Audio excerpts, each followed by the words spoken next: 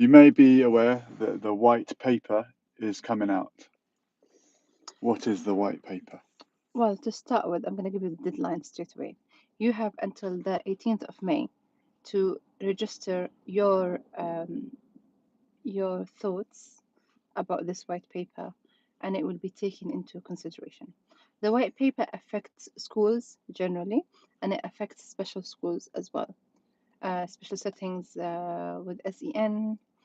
When I say SEN, special educational needs. So there will be a lot of changes. They say to you, don't worry, with the educational health care plan, nothing is going to be affected until the 2031, something like that. But obviously, this is not far from now, you know, Okay, the year 2031. Nothing's going to change until then. from for the educational health care plan. Okay, which is But the document that children with SEN have that entitles them to their rights. that's correct. It protects your rights in terms of how many hours you get, the therapy, the school, all of that. So you need that to in order for you to get basically everything you need Okay, for a special and needs that's setting. granted by your local authority. That's correct.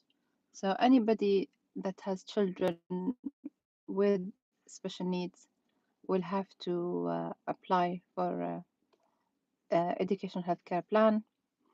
It's not that easy, and it's gonna just get harder to get one because they want it to be only for severe disabilities or autistic traits. So it's not going to be for everybody. That's one. Two, with the white paper, what they want to do is they want to make the schools more inclusive.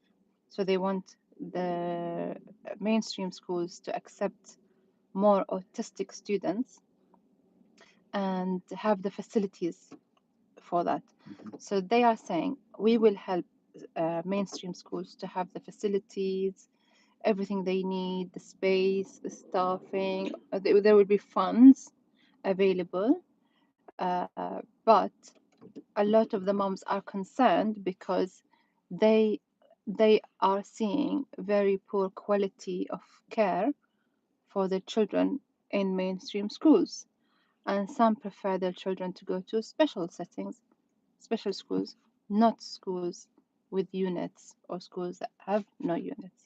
Do you know what units is? Unit, a special part of the school with, or that caters for the SEN children. Yeah, so if there's a unit in a school, the point of it, if the child is distressed, dysregulated, you'd go to this unit and calm themselves and have, one to I think one sometimes they call it the hub, or the or they hub. call it Exactly. But whatever it some is. schools, unfortunately, keep those children in there all day, and that's not the purpose of it, Are we you talking know? about primary school, secondary school, or both? Both Okay. primary and secondary. Some parents are against special schools. They don't want to send their kids to special educational schools. They want their kids to integrate in mainstream. Mm. But only when they go to mainstream, then they find and face the difficulties and the reality of how cruel other children can be towards an autistic student.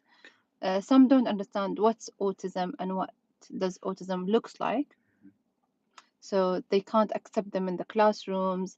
The teachers have no awareness of, what's sensory and what's this and what's that. And even I have to learn so much to understand that n- not even two autistic children are the same. Every autistic child is different and unique and has different needs. So some claim and say, oh, but all autistic children are gifted and Mhm. very smart. Mhm. But no, some are they have learning difficulties, they can't speak and are unaware of danger.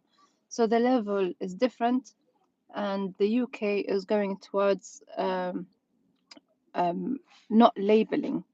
They think this is good, but I think it's gonna harm some people, unfortunately, because saying we're all the same and everything fits for all it's not going to work. What happened with the levels? Or They do used to children be get a 1, 2, level? 3. Okay. Not anymore. They took that off. So once you get diagnosed, you'll be told, your son or daughter is autistic, but you won't be told.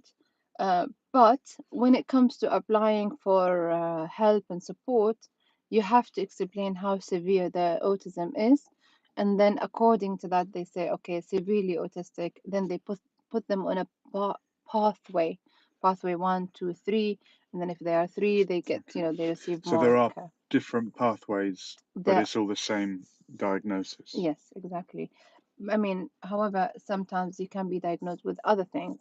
So, for example, there are a lot of autistic children that have ADHD and have learning difficulties or dyslexia, so there are other things that comes with it.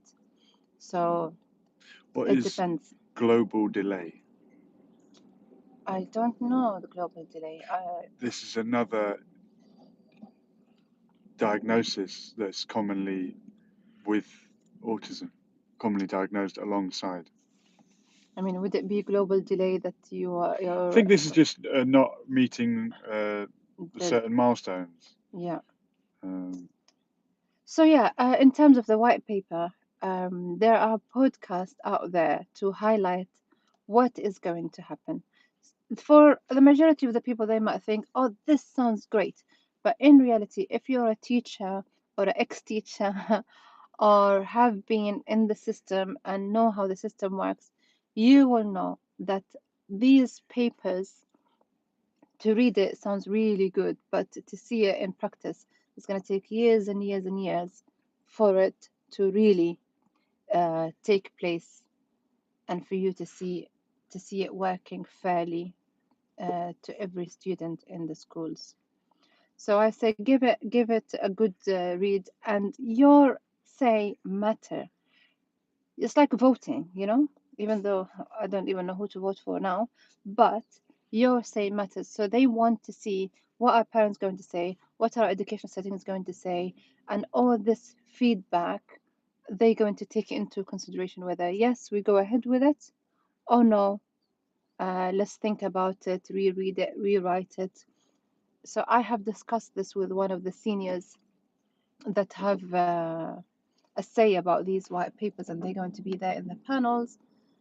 And I asked, did you go? Did you visit schools? Did you actually, see? Is it possible to fund, to help? The reality is most of the children are being sent directed to the TA, and it becomes the TA's responsibility, not the class teacher, because the class teacher is responsible for 30 children, and they need to be able to differentiate between all these levels and the needs there. It's not possible. And then you get these jobs offered for special needs, to work with special needs, and the majority will have just like level 1 or 2 autism course that they've done online, have zero experience. And once they are there in the schools, I've heard so many stories where children have run away and then this and then that. It's tragedy, like it's really upsetting. Is special schools any better? If your children is severely, severely in needs for these settings, then yes. But if you are lucky to find that, the school that has it all, you know. So yeah, it all comes with uh, pros and cons. But do give your say in the white paper. And thanks for watching. Thank you very much. Just to clarify, global development delay, GDD, is a diagnosis for children under age 5 who take longer to reach milestones like walking, talking, or socializing than their peers in 2 or more areas of development. It's a temporary or long term, often used when a child is significantly behind. Okay, that clears that up. Thank you for watching, and do have your say on the white paper.